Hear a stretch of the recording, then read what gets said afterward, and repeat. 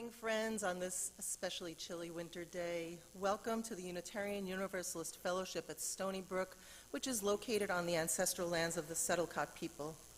My name is Carol Castillo, and I am happy to be your worship associate this morning, along with Jason Bond, our service leader.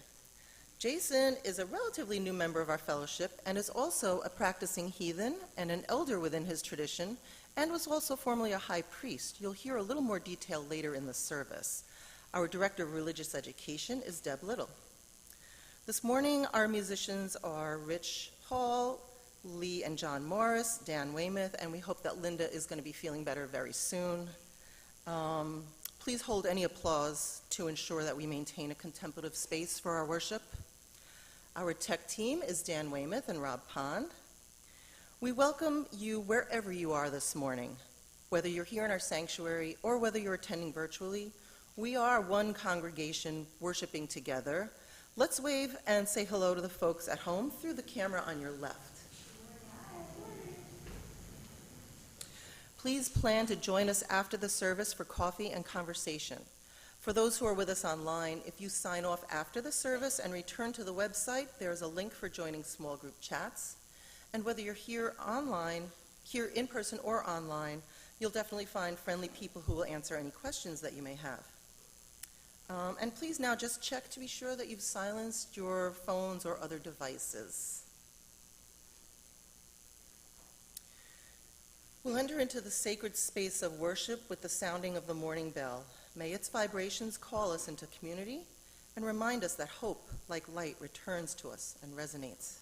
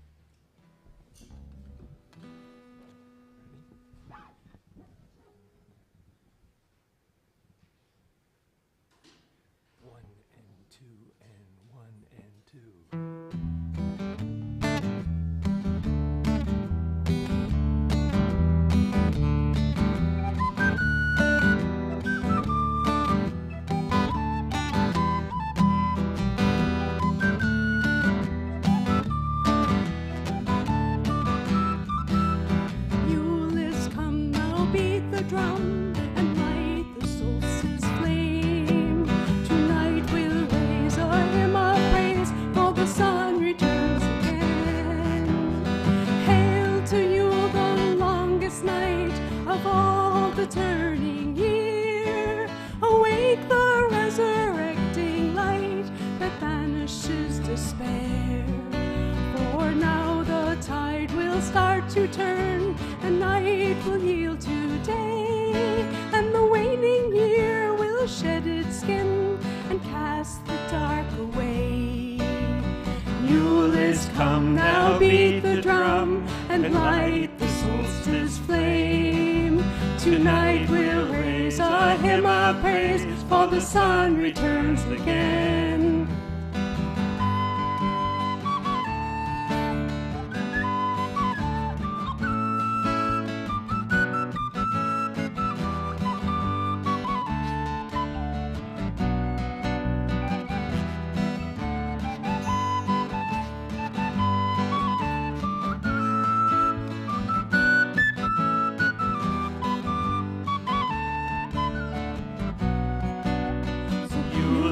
Come now, beat the drum and light the solstice flame. Tonight we'll raise a hymn of praise, for the sun returns again. So pile the bonfire, join the dance, and raise your voices high. Old winter can no more advance its hold on earth and sky. For soon the sap will rise again, the mute once more will sing, and to the promise of the spring. Yule is come, now beat the drum and light the solstice flame. Tonight we'll raise a hymn of praise, for the sun returns again. Yule is come, now beat the drum and light the solstice flame. Tonight we'll raise a hymn of praise, for the sun returns again.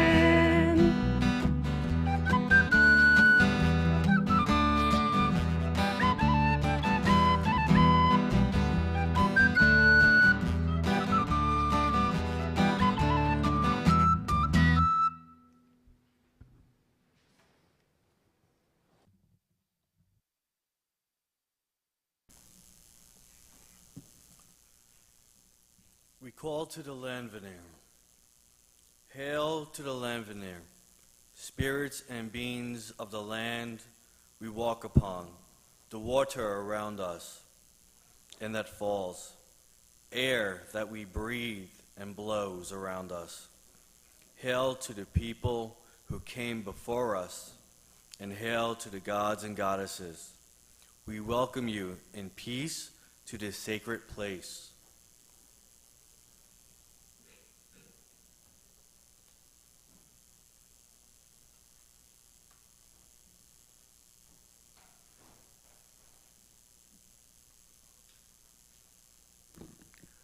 I've invited Pete DeSalvo to light our chalice this morning. It's a symbol of our Unitarian Universalist faith as I share these words by Jacaren Aloya. I invite those at home to light a candle or chalice as we light ours here in the sanctuary. We light this chalice here in the darkness of winter as we wait. This temporary space is one filled with prayers to be answered, this love to be given and received, and miracles to be witnessed. May this light guide us until the light of the sun returns again. Our first hymn this morning is number 72 in the gray hymnal. Please don't be misled by its title, for it is truly a Yule tune. Please rise as you're willing and able and join in singing hymn number 72, Has Summer Come Now Dawning?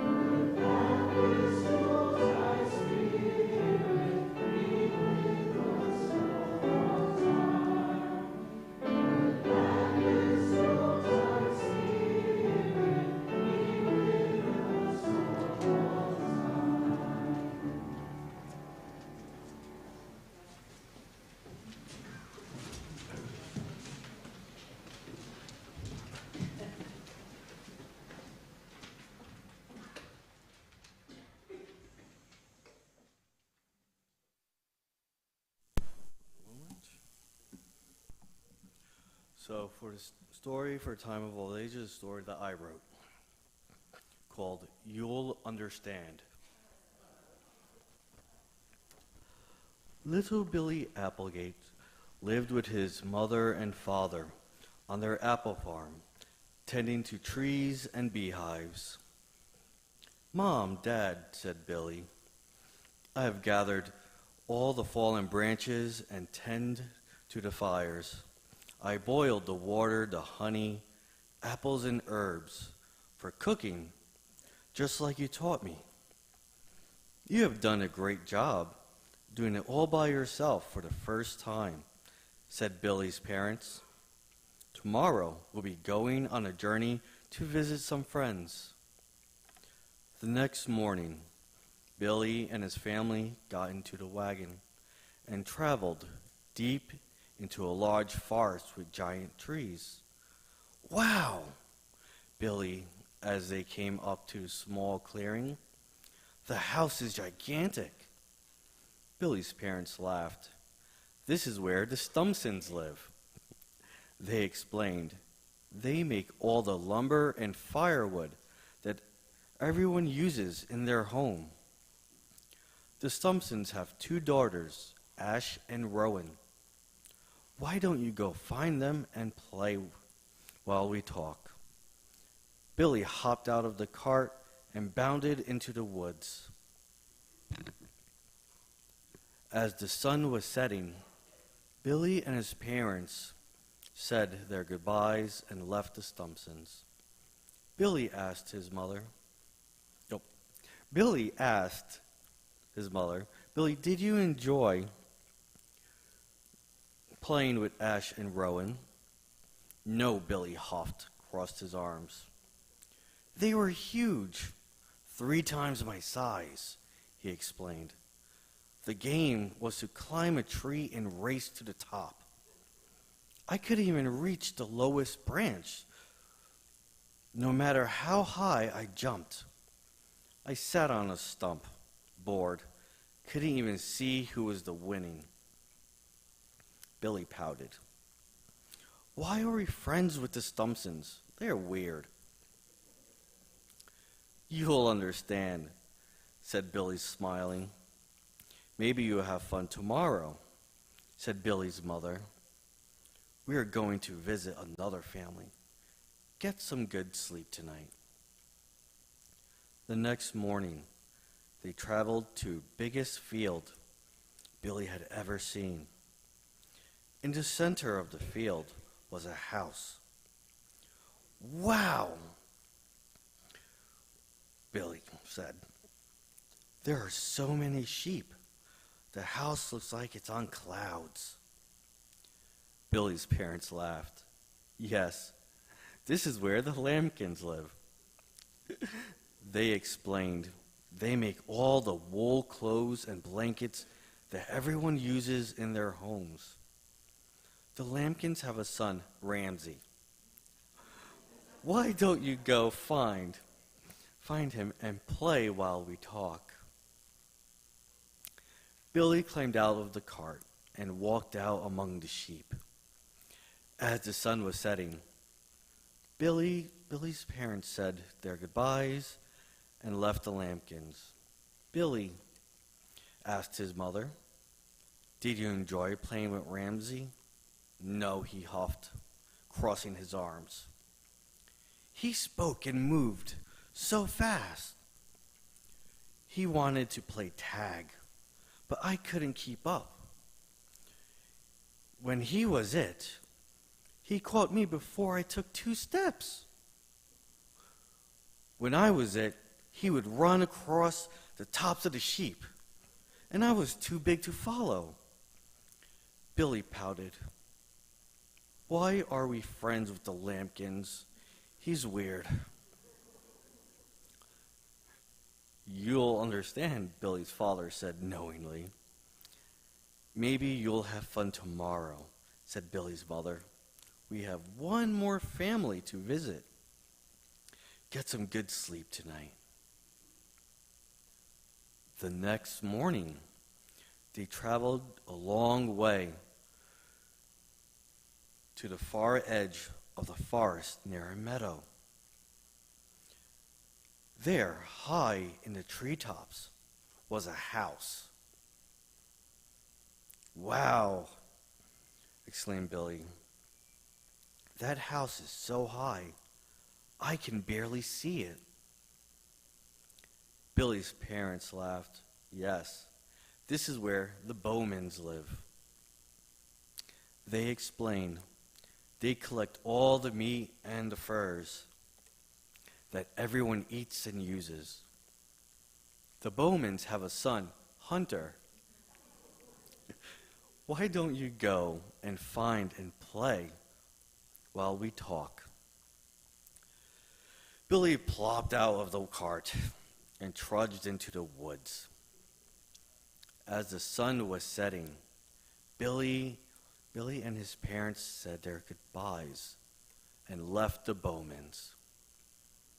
Billy asked his mother,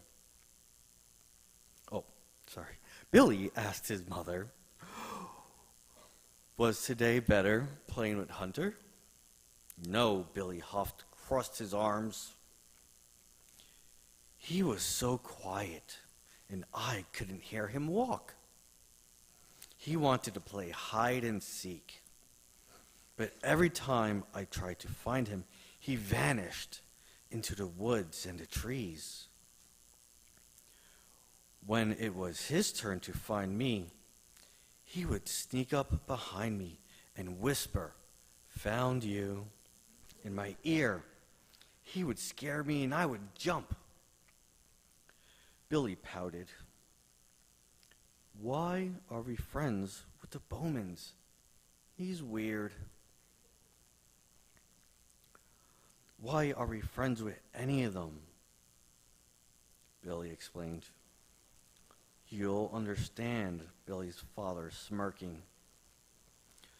"Please tell me we're not going to visit another friend tomorrow," Billy whined. Well, the next morning, "Not today," said his mother. "It is starting to get cold, and the long nights are coming soon. We must finish filling all the barrows before we go to the Great Hall," Billy's father said.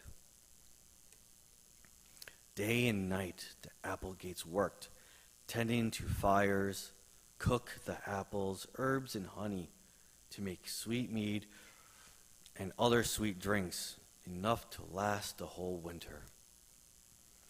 As the days grew colder and the nights grew longer, the Applegates filled enough barrows to last throughout the whole winter. When the day came to head to the Great Hall, the Applegates finished loading their barrows onto the wagon and set out. Snow started to fall as they reached the Great Hall and unloaded their wagon. Billy ran excitedly into the hall, only to find that it was dark and cold. There was no fire in the fireplace. The tables were bare, and the beds were empty. "Are we too early?" Billy puzzled. "No," said Billy's mother. "You're old enough to prepare the Great Hall for Yule, while we go help everyone from the community reach the Great Hall before it snows too much." "But how will I do everything that is needed to be done if I'm the only one here?" Billy concerned. His father smiled. "You'll see." Not long after the Applegates left, Billy jumped when the hall door slammed open as Ash and Rowan ducked in. Billy waved to the Stumpson sisters. "I can't make a fire. The trees are too big outside, and there's no wood for the fire." Ash and Rowan nodded, left the hall with a purpose. Chop, chop, chop. Boom! The hall shook as Ash and Rowan began to drag in a huge tree and rested the base into the fire. Before long, the fire roared to life, and the hall was lit up, the fire's glow. That tree is so big, it's going to last us for days, Billy explained. But it's so big, we can't close the door. What are we going to do? I have blankets, said Ramsey, popped his head over the tree. I have a whole wagon full of blankets, clothes, and wool. Ramsey wove a large, thick wool blanket as fast as the snow could fall. Everyone worked hard together to cover the door and put blankets on the beds. Soon the hall was bright and warm. Everyone huddled together, drinking and laughing. Ramsey, Ash, and Rowan's tummies all growled together. Is there any food? They asked. We only brought drinks and some herbs and vegetables, but no meat. So I can't even make a proper stew, said Billy, as the others looked at him, pouting. Ramsey leaped high out of his chair as he heard a whisper. I brought some meat and my bow. It was Hunter, though no one knew quite when he got there, since no one saw him or could hear him walk. Everyone helped to bring in the meat into the hall, and Billy began cooking. He cut the meat and chopped the vegetables and tossed them into a big pot. Soon the hall was filled with the delicious smell of a stew. With their bellies full, the children worked hard getting to prepare the hall for the festival. Ramsey knit blankets and mended clothes. Ash and Rowan brought wood for the fire and climbed the rafters to decorate the hall with evergreen branches. Hunter brought in meat and Billy cooked. When the Applegates and the rest of the community arrived, the great hall was bright and warm. It was beautifully decorated, and the smell of delicious food welcomed them. The children smiled at their parents, and their parents beamed with pride at all the children had accomplished. After 3 days and nights, Billy's parents said their goodbyes as everyone filled their wagons and barrels with blankets, firewood, and dried meats. Billy waved to his new friends and shouted to them how he couldn't wait to see them again. As the wagon creaked along the path, Billy's parents listened and smiled as Billy told them all the stories of his time with his friends and how they all worked together. I guess you understand now why we're friends with the other families, Billy's dad asked him with a knowing grin. Billy looked at his mother and his father and said, yes. Each of us put our different skills together, and we can do great things for everyone to enjoy. They're not weird. They're awesome. I understand.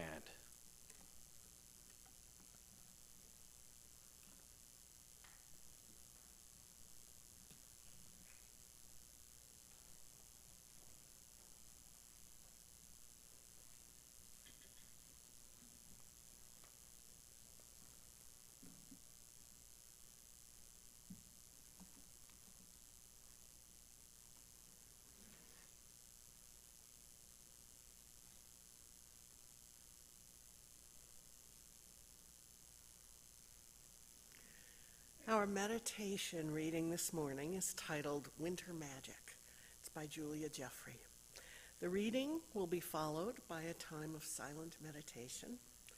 After that, Lee will bring us out of the silence with hymn number 73, Chant for the Seasons. We will sing only the winter verse, which is the second verse. We'll sing it together several times through, so just follow Lee. You may wish to open your hymnal to hymn 73 now. And so the shortest day came, and the year died, and everywhere down the centuries of the snow-white world came people singing, dancing, to drive the dark away. They lighted candles in the winter trees. They hung their homes with evergreen. They burned beseeching fires all night long to keep the year alive. And when the New Year's sunshine blazed awake, they shouted, reveling. Through all the frosty ages, you can hear them echoing behind us. Listen. All the long echoes sing the same delight this shortest day. As promise wakens in the sleeping land, they carol, fest, give thanks, and dearly love their friends, and hope for peace. And so do we here now, this year and every year. Welcome, Yule.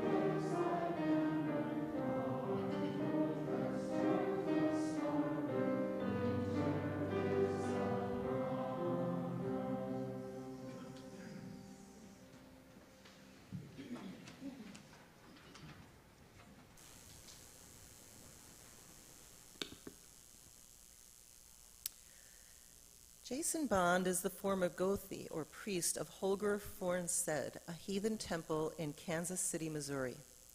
Jason is a practicing heathen and has traveled the country for the last 15 years, learning about the people and branches within his tradition.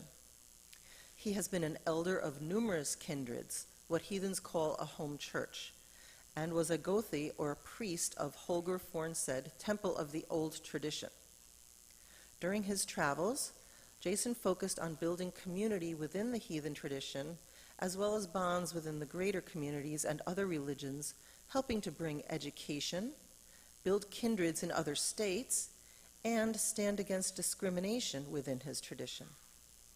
For the past 3 years, he has been working to build community here on the island, growing connections with the pagan community and greater community.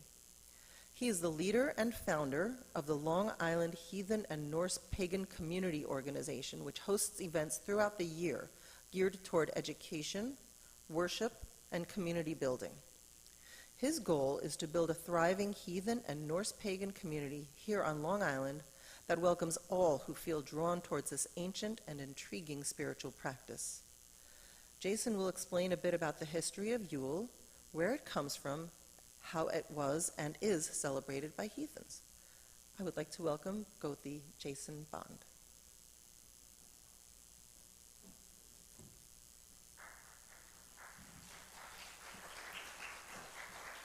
Hello. So, we light the Yule log as a symbol of warmth and togetherness. The green candle represents a promise of the new spring and year. Silver candle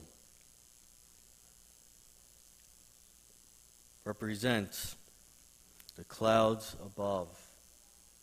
The gold candle represents the sun. Just pretend one green candle is gold and one candle is silver. Let's make the big one gold.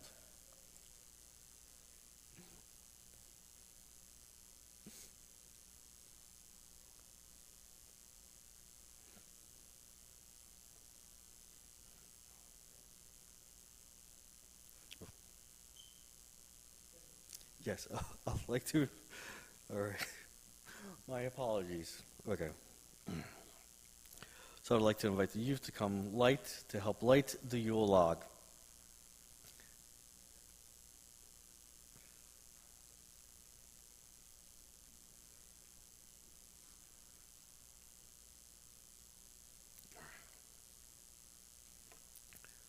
So in the Northern Hemisphere, Northern Europeans and other Germanic people who lived in the far north felt the abundance of the sun, the strongest during the midsummer. So during this time of year, they would celebrate each other in a festival known as Yule. Yule marked the return of the sun and the victory of light over darkness. The Yule log as a center symbol of the celebration was lit to honor the god Thor, bringer of warmth and protection to the home. Yule traditionally lasted 3 days. The first night was called Mother's Night. Mother's Night celebrated the Disir, the female ancestors, who are the wise, powerful protectors and guardians of their families. And the female Landvanir, the land spirits. The Landvanir are the trees, the animals, the rocks, the blades of grass, each with their own spirit, emotions, feelings, and personalities. They were honored with a Disirblot. The second night was the Winter Solstice, marking the lengthening of days, the sun's return, and a bid farewell at dusk. and the new year's sun emerged at dawn, framing the longest night of the year. Honoring deities of light and rebirth, Suna and Mani, born of gods and transformed into the sun and moon, the eternal chase between brother and sister, with the pups of Fenrir joining the cosmic pursuit, becoming a dance that shapes the length of days and nights. On this night, we honor Not. She is a giantess, a Jotun, the personification of night. And also we honor the Alfar, powerful male ancestors, and other male deities such as Odin and Freyr, god of male fertility. Also, at this time of Yule, were oaths. Oaths are made and honored, and the cozy embrace of the quality of coziness and comfortability.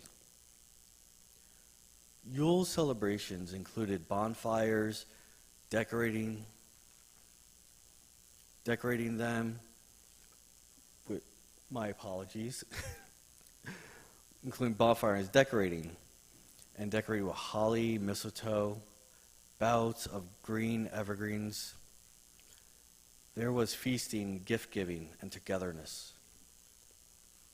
In many places, whole communities would gather in a temple or great hall, where they stayed throughout the longest nights, each family bringing what they could of food, ale, and clothing to share with each other, and celebrate while a tree was slowly dragged over the fire, little by little, to keep everyone warm. Altars, called Vays, with shrines and statues of gods and goddesses, had bowls placed to give offerings of food and mead. During this time of feasting and merriment, oaths were also given and taken.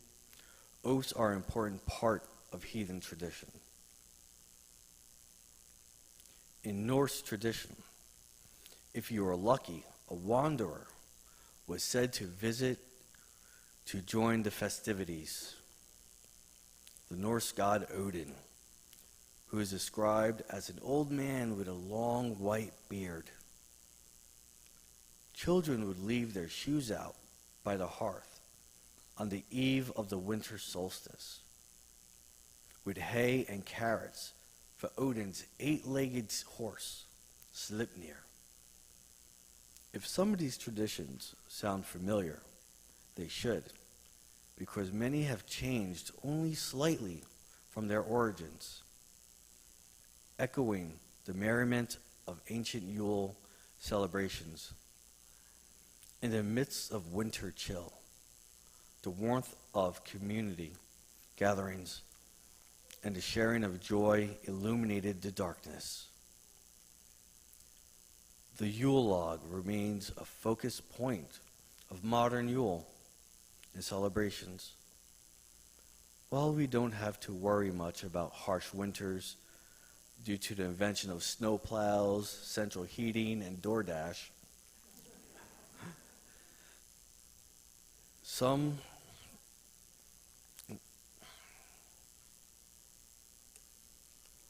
things still remain the same. To choose to burn the Yule log, symbolizing the return of the sun's warmth and the light and celebration of Yule as a time of rebirth, getting rid of old habits and deep spiritual reflection. Decorations such as evergreen wreaths, holly, and mistletoe, which have been part of Yule traditions for centuries, continue to adorn homes during this festive season. Ceremonies during the modern Yule often include rituals that honor them, that honor the themes of death and rebirth, acknowledging the cycle of nature and of life. Some exchange gifts, echoing historic practices of gift-giving, playing the spirit of generosity inherent in many ancient winter celebrations. Yule, with ancient origins and evolving traditions, serves as a bridge between the past and the present. The medieval Yuletide celebrations,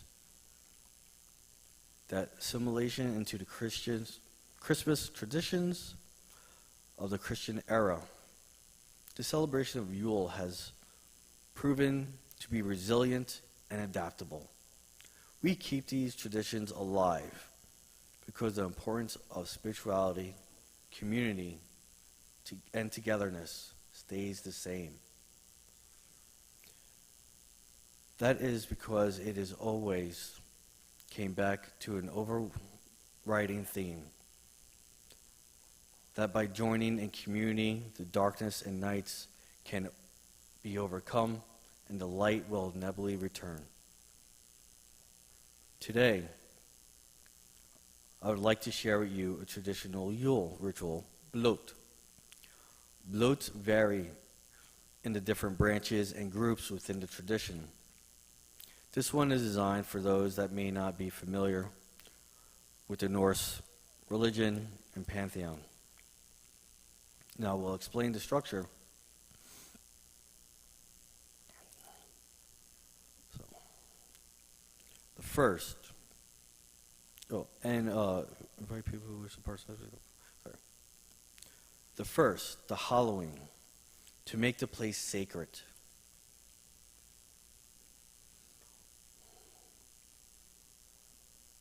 Holding the hammer,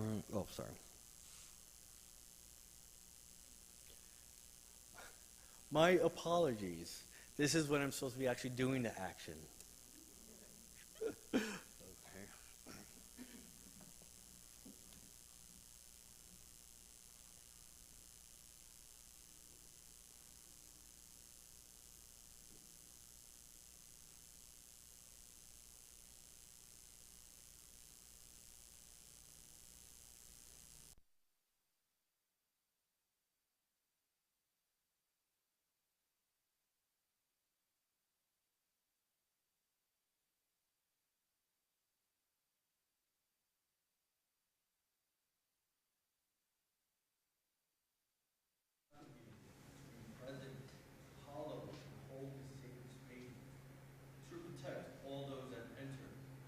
During this time of celebration,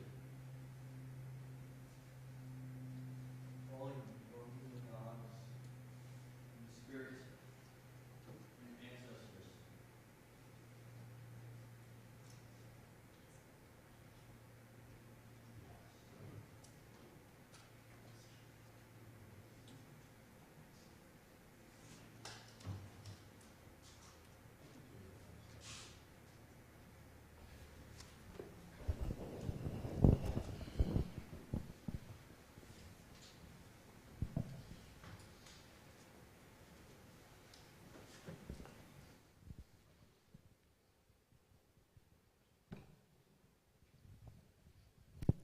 Hail Bragi, bless this brew, gift of Aegir.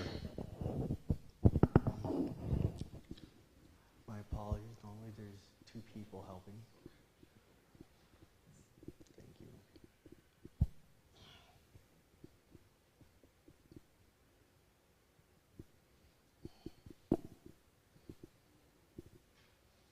I lost the space. Notation.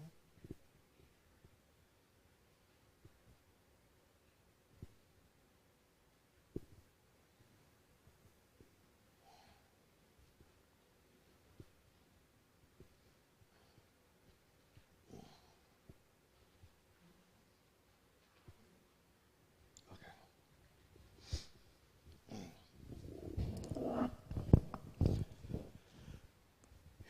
Odin, wanderer god of ecstatic trance and wisdom, we welcome you into this sacred place.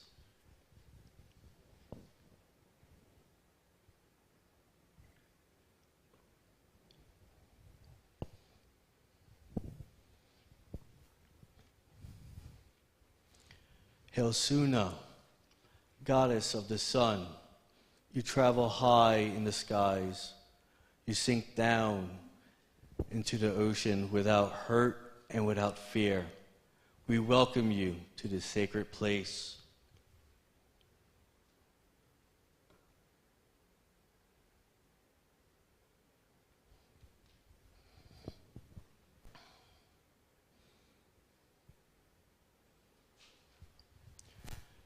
Hail the ancestors. We welcome you and the Disir, the generations of love before us, across many lands and many people, protectors and guides of their families. We welcome you into this place.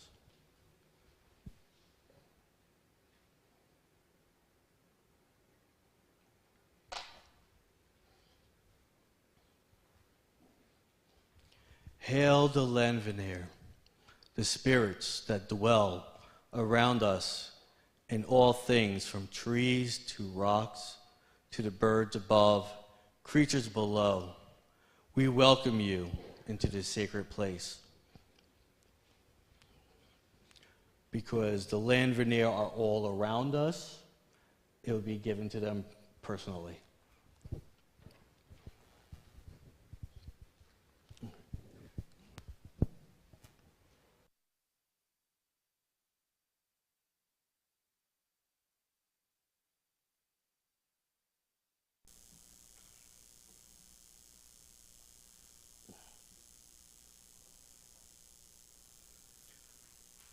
Then is the next part, the council. When we explain the purpose of the bloat, which has kind of already been explained in the beginning part. Today we honor the gods and goddesses, spirits of the land and ancestors. We do so because they have guided us in our lives, our good times and bad times, in our thoughts and in our hearts. We look to them for wisdom and strength to help us understand things that we have difficulty with. And then there's the offerings. The children may give the first offerings to the Lanveneer, thanking them for all they have done for us with the beauty and blessings of nature. During the offertory, we also welcome all those who would like to give an offering or light a candle for people that are not,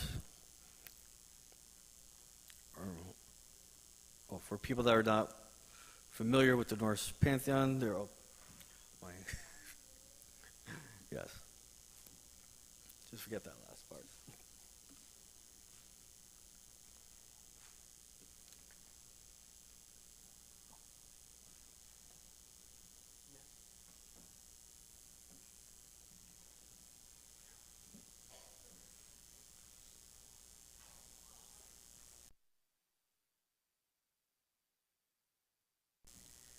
Okay, so while the children prepare for their offering, I will continue with our invitation to our traditional offering. At each service, it is our spiritual practice to take a collection which we share with a local organization working for social justice. Our shared plate recipient for the month of December is Long Island Jobs with Justice, an organization that focuses on both advocacy and support. They produce research supporting campaigns to raise standards for workers, as well as research that informs public discourse on workers' rights and an economy that works for everybody. They support worker organizing and fight for fair wages. So please give generously in support of the fellowship and this worthwhile organization. For those online, the link to donate is in the chat box.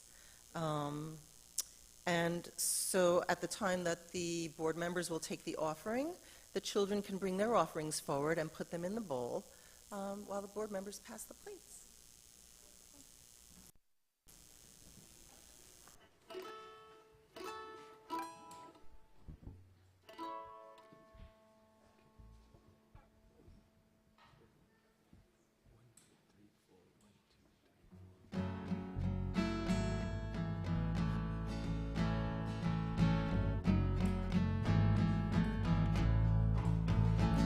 In a time full of war, be peace.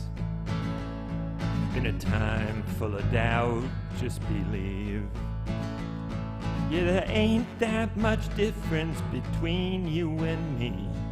In a time full of war, be peace. In a world full of hate, be a light. When you do somebody wrong, make it right. Don't hide in the dark, you were born to shine. In a world full of hate, be a light. La la la la la la la. La la la la la la la. In a place that needs change, make a difference. In a time full of noise, just listen. 'Cause life is but a breeze, better live it. In a place that needs a change, make a difference. In a world full of hate, be a light. When you do somebody wrong, make it right. Oh, don't hide in the dark, you were born to shine. In a world full of hate, be a light. La la la la la la la. La la la la la la la. La la la la la la la. La la la la la la la. In a race that you can win, slow it down. Yeah, you only get one go around. 'Cause the finish line is 6 feet in the ground.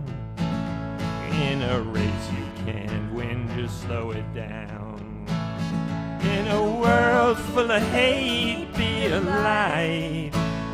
When you do somebody wrong, make it right. Oh, don't hide in the dark, you were born to shine. In a world full of hate, be a light. Yeah, it's hard to live in color when you just see black and white. In a world full of hate, be a light.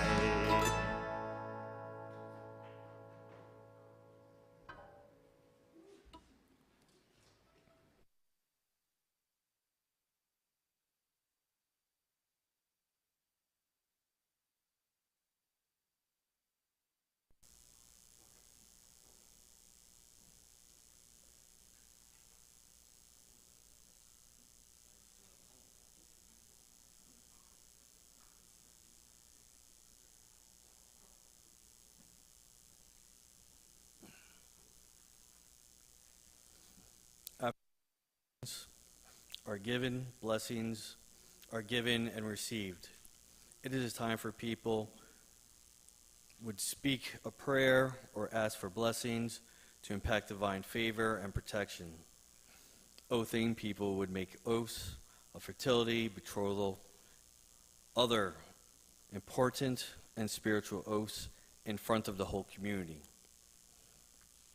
The unhallowing, to return to space to how it was before the spirits are displaced and beings can return after allowing us to use of this area. Okay.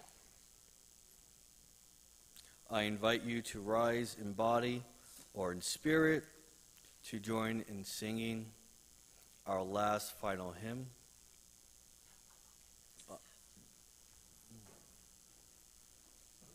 On the Longest Night, written by our Lee Morse. The words are in your order of service.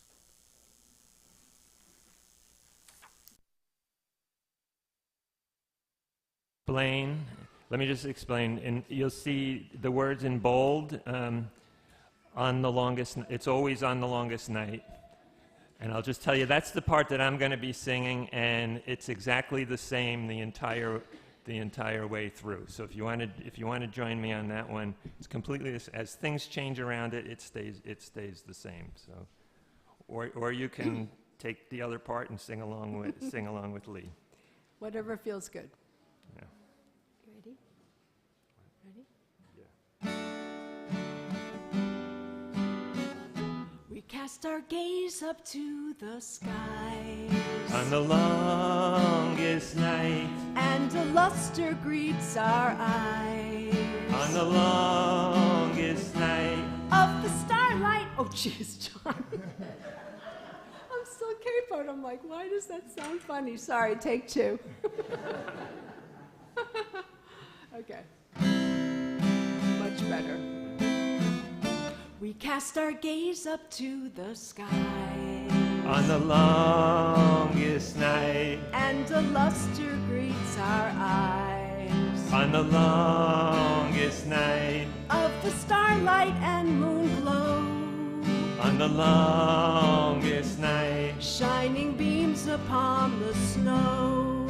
on the longest night, On the longest night, on the longest night, of the year. on the longest night, And though the light is far away, on the longest night, there is a luminous display, on the longest night, and a beauty to behold. on the longest night, In this time of dark and cold, on the longest night, on the longest night, on the longest night, of the year. on the longest night, And when your beacon has gone out, on the longest night, hope will triumph over doubt. on the longest night, Find the faith to sing amen, on the longest night, and the sun will rise again. on the longest night, Gather friends and sing amen, on the longest night, for the sun will rise again. on the longest night, On the longest night, on the longest night, of the year, on the longest night, of the year, on the longest night, of the year. on the longest night. Hey, good job.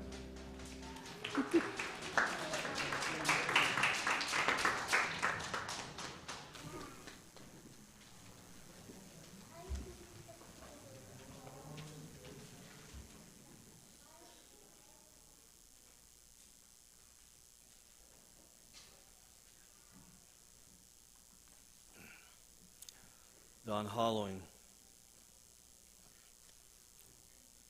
Hail to Thor the Protector, we thank you for your presence and protection. We unhollow this place and welcome back those spirits who call it home.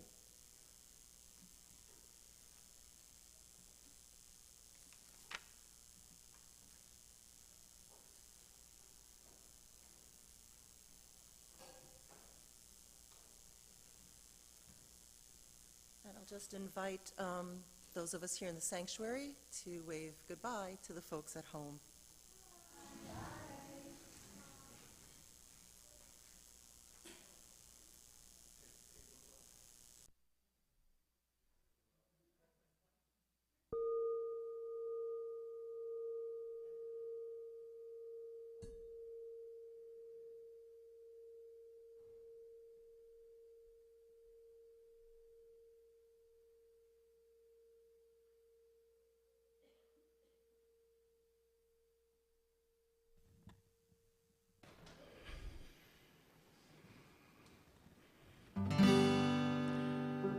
Now comes the solstice night. I wish you safe and sound, whether the snow be light or heavy on the ground. Our hearts bring back the light, as all the earth must do. May stars fill up our sight with wishes coming true. My wish for you this solstice night is grace and peace to you. Now comes the time of year when shadow yields a throne. Lords of oak and holly, a dance that must be done. Keep faith and keep your candle. The sun is sure to rise over sleepy fields of winter, bringing beauty to our eyes.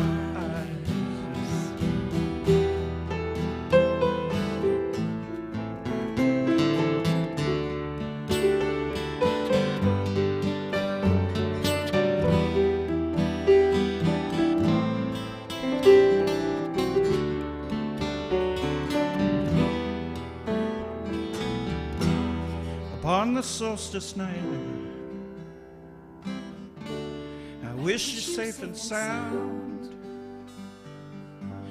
whether the snow be light or heavy on the ground. Our hearts bring back the light, that's all the world must do. Stars fill up our sight with wishes coming true. My wish this solstice night is grace and peace to you. My wish this solstice night is grace and peace to you. Grace and peace to you. Grace and peace to you. Grace and peace to you.